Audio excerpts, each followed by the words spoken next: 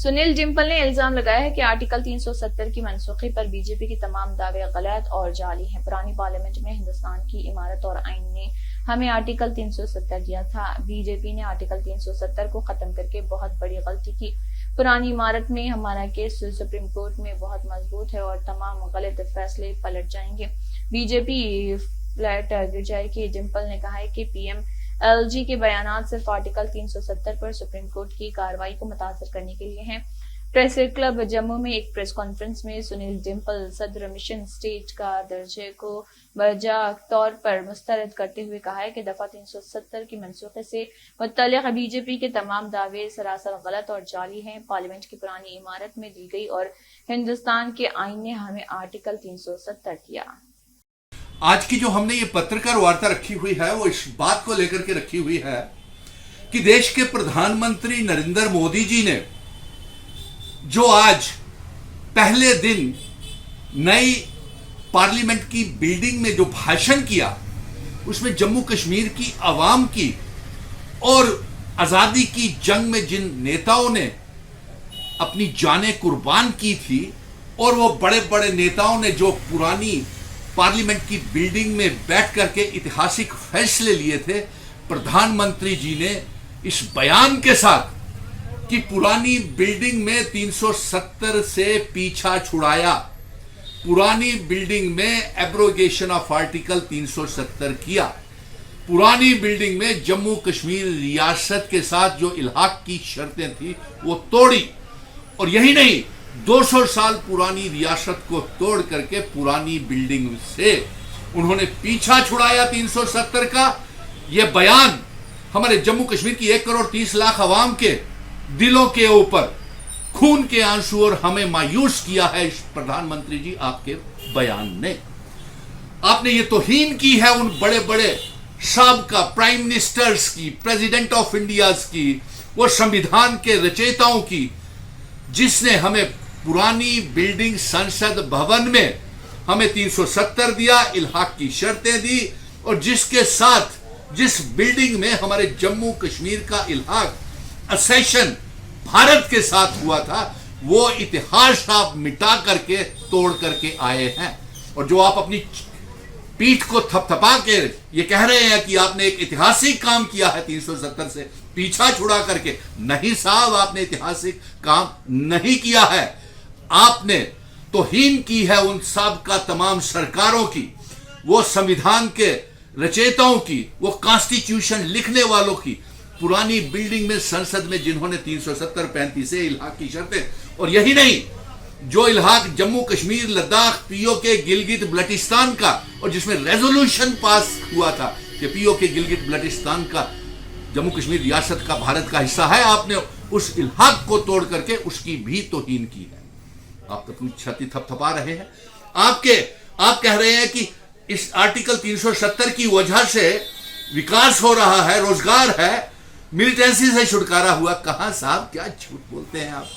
कल ही अभी इतने इतने बड़े colonel, major, DSP, commandos, Rajouri, Anantnag, एक जंग जैसा माहौल बना हुआ है, शहीद हो गए। कहां पे आपकी विकास है, कहां पे पीस और नॉर्मलिटी है। झूठ मत बोलिए, इतिहास को तोड़ मरोड़ कर पेश मत कीजिए। देखिए सुनील डिम्पल तब बोलेगा जब तक आप हमारी तौहीन, हमारे बुजुर्गों की तौहीन, 370-35 की तौहीन करते रहेंगे। सुनील डिम्पल तब बोलेगा।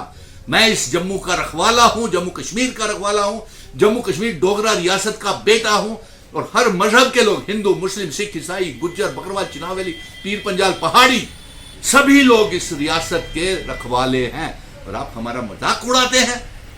आप ही के बयानों की तरह मैं आपसे कह देना चाहता हूं, आप जिसकी दुहाई दे रहे हैं कि 370 से आपने पीछा छुड़ा लिया, आतंकवाद से डेवलपमेंट हुई, रोजगार हुई, आपके एफिडेविट हल्फनामे को तो सुप्रीम कोर्ट ने सुनने से इनकार कर दिया, उसे कूड़ादान में डाल दिया, डस्टबिन में डाल दिया। उन्होंने कहा कि जम्मू कश्मीर 370 की सुनवाई, हम इल्हाक की सुनवाई, एब्रोगेशन ऑफ आर्टिकल 370 की सुनवाई करके हम कॉन्स्टिट्यूशनल संविधान को बचा रहे हैं, जो आपने गैर आईनी काम किया।